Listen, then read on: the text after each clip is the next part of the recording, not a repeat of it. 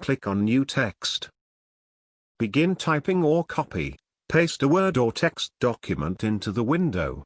Let's look at the menu bar. When you click on the ... button, you have several command choices.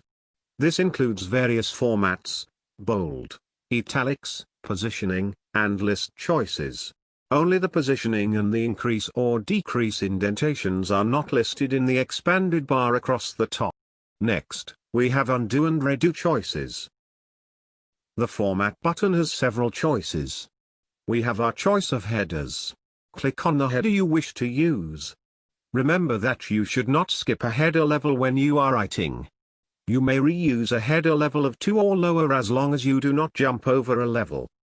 Inline choices include bold and italics, which are also buttons, but we also have underline, strike through, superscript, and subscript.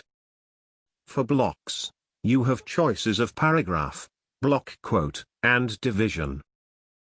Going on across the bar, we have bold and italics buttons.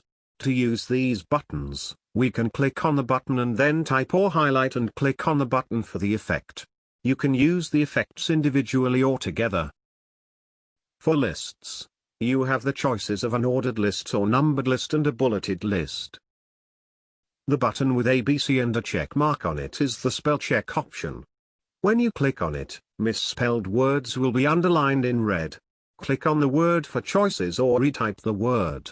If no misspelled words are found, then you will see a blue box appear with no misspellings found and an X in it.